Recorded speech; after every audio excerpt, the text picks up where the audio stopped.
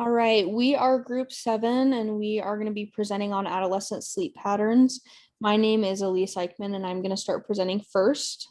We do have one group member, Isabella, that's not with us today, but she has separately submitted her slides because she wasn't able to make it, and we will get that information sent over to you. Go ahead.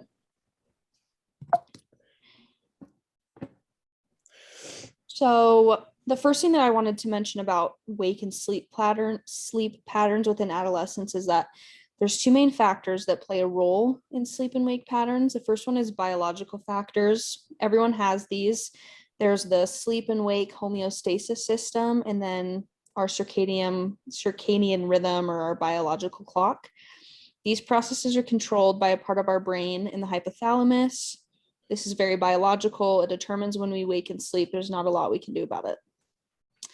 However, the second factor that plays a role in wake and sleep patterns is environmental factors. So like academics, school, friends, family, anything that plays a pertinent role in your life is going to affect your sleep in some way or another. So if you are experiencing a lot of stress because you have a big exam coming up, it's likely you're going to wake more. Or if you're experiencing a lot of distress because a family member has passed away, you're going to wake more. So therefore your sleep and wake patterns are going to be a little bit altered. And this kind of applies to everybody at all different stages of life, but it does as well apply to adolescents. Go ahead. So there was a huge study that was conducted by the National Sleep Council in 2000. There were several different researchers on the panel. There were several different participants. I won't go into all the details, but some children were followed throughout several years of their life from the ages of 4 all the way up until like 17. And we got a lot of information about children and adolescent and teenage sleep. So the first thing that we learned is from ages 10 to 17, the average bedtime gets later and later. And then when their schedule allows, their wake time in the morning becomes later and later. So they're staying up later and they're getting up later. The study showed that young children, ages 4 to 6, wake spontaneously. Like they're often waking throughout the night, and they sleep on average of 9 hours and 20 minutes. And then those same children, as they progressed into adolescence, they continued to get that 9 hours and 20 minutes, but they weren't spontaneously waking through the night anymore. So adolescents don't experience nearly as much of a sleep and wake cycle as young children would, or perhaps older individuals as well. Go ahead. The second part of this study, there was a lot of information that we learned, but once puberty hit during adolescence or late adolescence, children were still sleeping about that same 9 hours and 20 minutes, but they were experiencing drowsiness throughout the day. This isn't something that happens during early adolescence, but it is seen during later adolescence. And then through these later adolescent years, it was also found that sleep was harder to maintain because of the unusual and varying sleep times each day. So kids have a sleepover with their friends and they stay up late, and then maybe they have to get up early because they have to go to a soccer game in the morning. And then because they got up early, they're going to go to bed earlier that night, but then they're just really tired because it was a long week. So then they sleep in the morning. So they just kind of have really unusual and hard to predict sleep schedules. Good. And then finally, just one last thing I wanted to touch on, something that's really important about sleep is the two different categories of sleep. So there's REM sleep and then non-REM sleep. And there's a few different types of non-REM sleep, and I won't go into all the details, but essentially it's really important in terms of sleep that we get enough REM sleep and non-REM sleep. And throughout different phases of our life, more non-REM and more REM is required. It just depends. But even within adolescence, the non-REM and REM sleep contributes heavily to the wake and sleep cycles of an adolescent. Go ahead. Okay. Well, hello, everyone. My name is Jennifer Masoli, and I will be talking about sleep deprivation effects. And the first thing that I want to discuss is the concept of a sleep deprivation. So the term sleep deprivation just refers to a person getting less than the needed amount of sleep. And this can be triggered by different things, by different factors, such as the age, such as illnesses, if you have a sleep disorders, or poor sleep habits. And how much sleep do we need? So this changes as we age, and different organizations and societies like the American Academy of Sleep Medicine and the Sleep Research Society recommends that teens, specifically from 13 to 18 years old, get at least 8 to 10 hours of sleep per day. And comparison with adults that needs at least 7 hours of sleep per night. So yeah, these recommended amount of sleep are like described for all ages, but we are specifically talking about teens tonight. So what happens when when you don't get enough sleep? And we know that getting enough sleep is very, very essential for all ages to stay in good health. But lack of sleep can cause a very negative impact in our health in so many ways. First, we have the short-term effects. These are present when we have like a bad night, or a lot of us have experienced like lack of sleep some days, and we can experience lack of alertness, like meaning that we are not aware, fully aware of our environment, and we don't respond properly to our environment. Also, we can experience excessive daytime sleepiness. That is when we are so sleepy and tired throughout the day. We also can suffer from impaired memory. Like the lack of sleep can affect our ability to think, to remember things, and to process information. Also, not getting enough rest can cause like conflict with others. And this like causing relationship stress. It is also affect quality of life, because when we are so tired, we are not like in the mood to participate like in different activities or exercise. And this is very important, and it is that when we don't get enough sleep, we are at greater risk for car accidents. So when our lack of sleep becomes chronic, in addition to these short-term effects, there is chronic diseases. Insufficient sleep has been linked to the development and management of a number of chronic diseases and conditions, including type 2 diabetes, cardiovascular disease such as hypertension, stroke, coronary heart disease, and cardiac arrhythmias. It also affects weight, provoking obesity, and also mental health, affecting our mental health, like for example, depression. Another long-term effect is that it affects like our appearance. And over time, we can notice like wrinkling and dark circles under your eyes or eyes. And also the stress hormone cortisol, it is increased in our body because we are not getting enough sleep.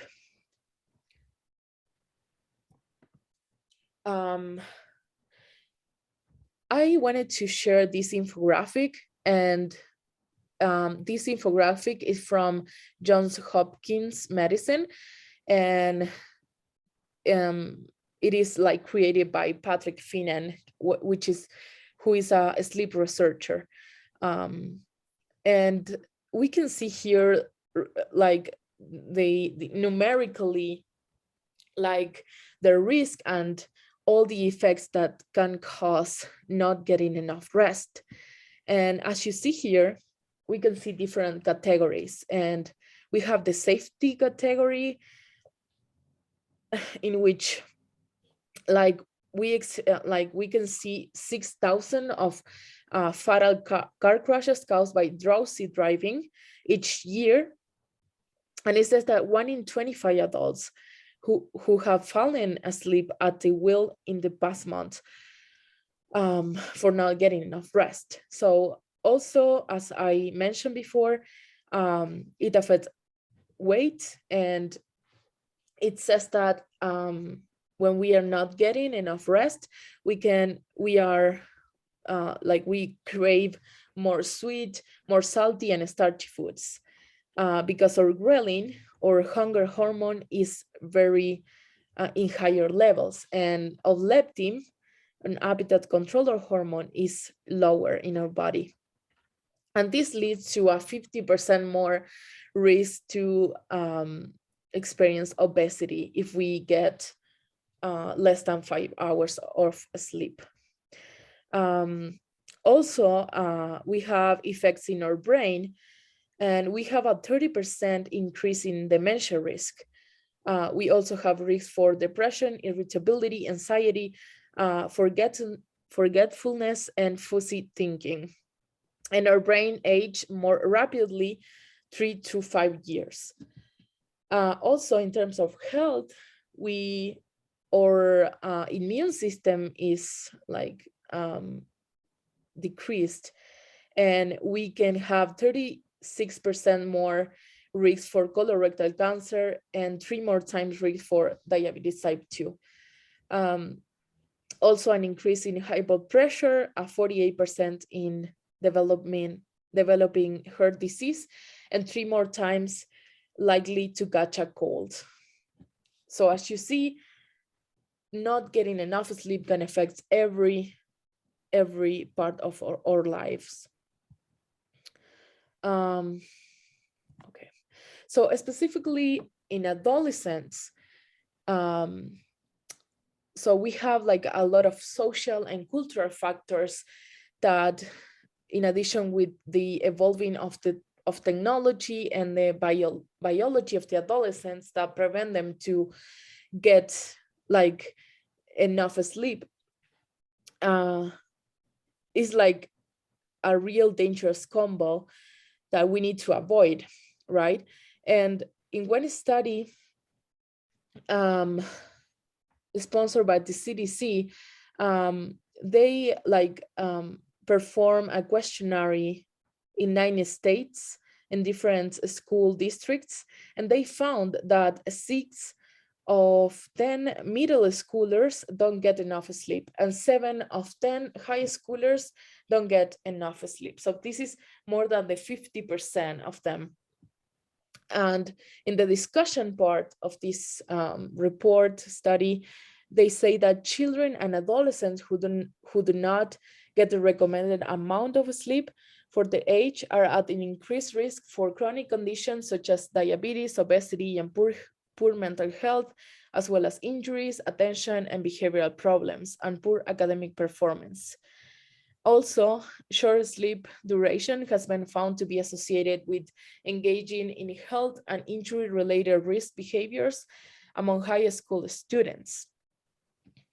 And in the textbooks that we are reading for this course, Berger explains that sleep deprivation and irregular sleep schedule increase insomnia, nightmares, and mood disorders, and falling asleep while driving. Adolescents are particularly vulnerable to all of these, and tiredness make it worse. In addition, sleepy students do not learn as well as well-rested ones. So we see that several scientific studies and academic material point out that adolescents are very affected by not getting enough sleep. And in the graphic here, we see the percentage of high school students getting at least 8 hours per school night. And we see that anyone gets 50% here. So really very low population, like adolescents and high and middle schoolers are getting enough sleep. To finish with my section, I would like to share this quote from Maria Karkadon, who is a sleep researcher from Brown University. She said that for the health and well-being of the nation, we should all be taking better care of our sleep. And we certainly should be taking better care of the sleep of our child. And I think that this is it is becoming a real public health problem, and we really need to pay attention to it. So thank you. Hi, my name is Sarah Emerson, and I'm talking about the effects of school on sleep habits. So sleep has a major effect on adolescents' cognitive performance. Getting consistent sleep is vital for children and adolescents who are experiencing significant brain development. Some of the effects that school has on adolescents' sleep habits is current high school start times. They are contributing to sleep deprivation among adolescents. If students are wanting to feel their best and succeed in their academics, they should get a proper amount of sleep at night to help stay focused, improve concentration, and improve academic performance, the CDC says. Students who are not getting enough sleep at night are at more risk for attention and behavior problems, which can contribute to poor academic performance in school, the CDC also says. Ready for the next page. Okay. And the effects of school on sleep habits. Here are just some of the negative effects on school performance from poor sleep: decreased attention, impaired memory, slowed processing, worsened sequential thinking, reduced creativity, excessive daytime sleepiness, aggression, irritability and mood, hyperactivity, and depression and anxiety. And I showed this picture here that shows some of the common sleep deprivation symptoms, which are fatigue, mood changes, difficulty concentrating, memory problems, paranoia, and hallucinations. Ready for the next one. Okay. And then in this slide, I talked about the effects of work on sleep habits. Getting a poor amount of sleep can also affect our performance at jobs. Sleep deprivation means poor performance and productivity. The lack of sleep can also impact our physical health. That also affects chronic tiredness that damages our social, emotional, and psychological well-being. A lack of sleep has potentially dangerous outcomes, including slow reaction time or decision-making. Sleep deprivation includes significant reductions in performance and alertness, reducing your nighttime sleep by as little as 1.5 hours for just one night could result in reduction of daytime alertness by as much as 32%, Fort Healthcare says. Decreased alertness and excessive daytime sleepiness impair our memory and our ability to think and process information. That's by Fort Healthcare. And then I included some pictures of just being tired at work.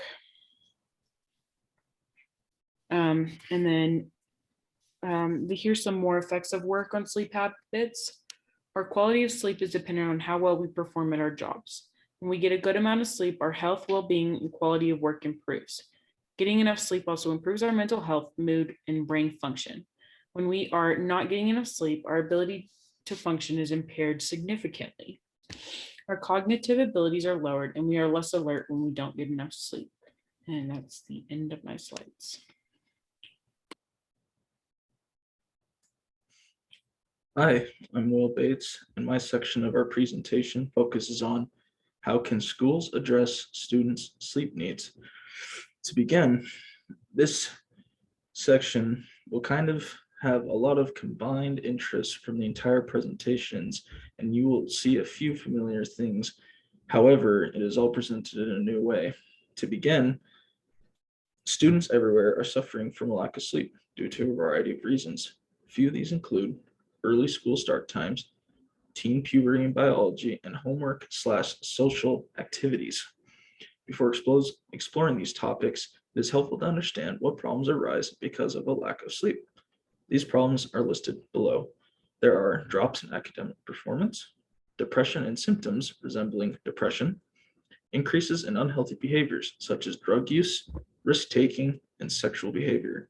There is noticeable deterioration of mental health and social interaction, increase in motor vehicle crashes, reduced food intake, increases in tardiness and absences.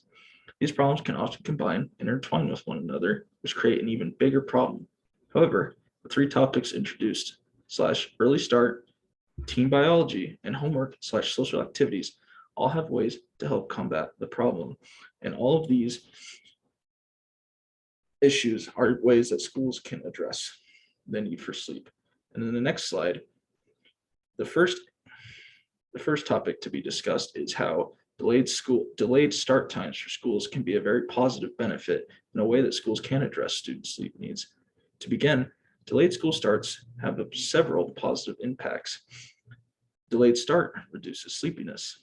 Delayed start improves attentive and cognitive function, reduces the need for catch-up sleep on weekends, which is essentially sleep that students get on the weekends, which is far more than they need because they have not slept during the school week.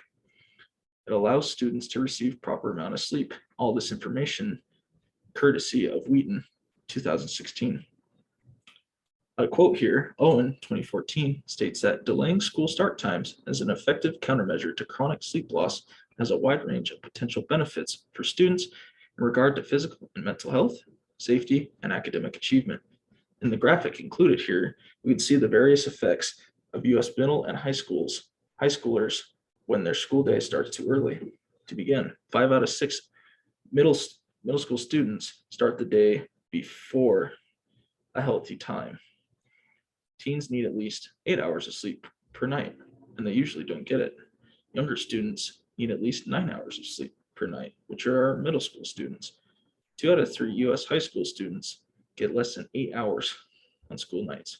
Adolescents who do not get enough sleep are more likely to, once again, be overweight, not get enough physical activity, suffer from depressive symptoms, engage in unhealthy risk behaviors such as drinking alcohol, smoking tobacco, and using illicit drugs, and perform poorly in school. If you'll notice in the asterisk at the bottom of this slide, schools also need to consider the amount of time and work needed for the change. While this change is extremely helpful and it's been proven to be useful, the change itself will take years, time, resources, and effort to go through. However, it is strongly encouraged that these changes at least have some tests performed, small doses, to show the effectiveness of the delayed start time for students to help their sleep needs, and schools can achieve this. Go ahead. Next, we need to understand how teen biology can be addressed by schools in order to help them reach their sleep needs.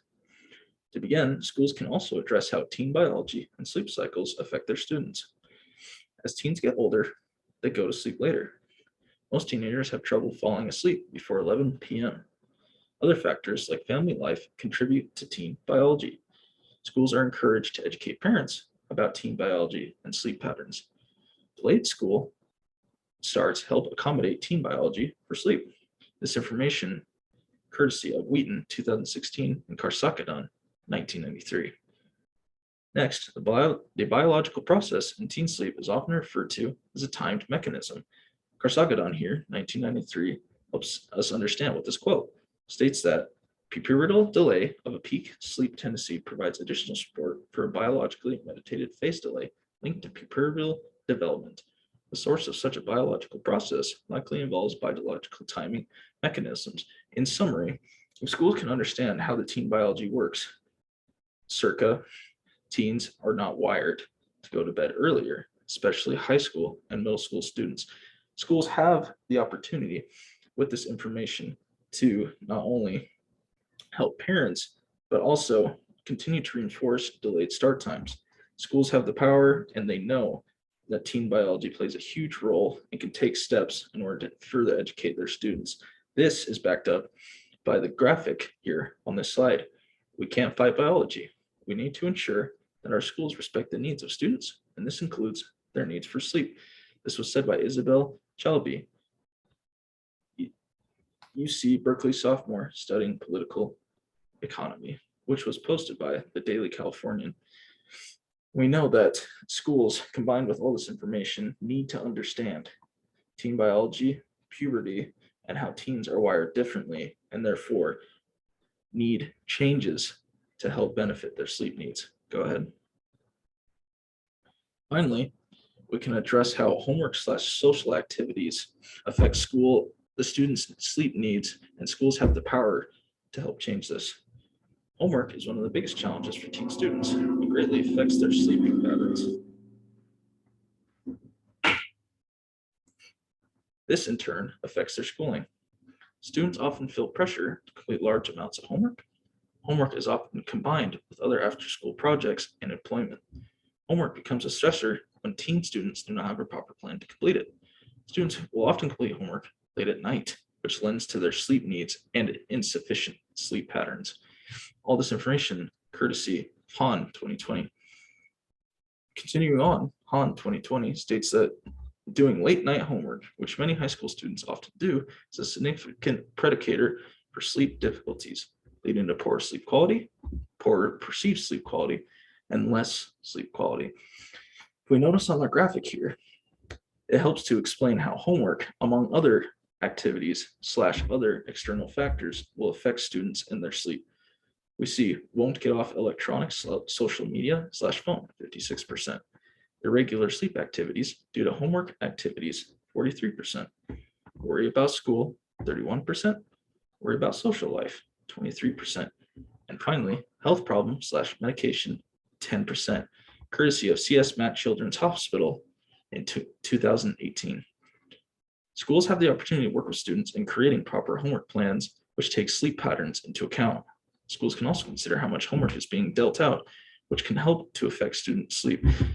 Therefore, in summary, schools have a lot of power to help address students' sleep needs, whether it be delayed starts, understanding teen biology, and also working with students and parents to ensure that there are healthy homework plans, perhaps a reduction in social activities / school activities, and finally, understanding how teenagers are different, need more sleep, and will operate better with more sleep.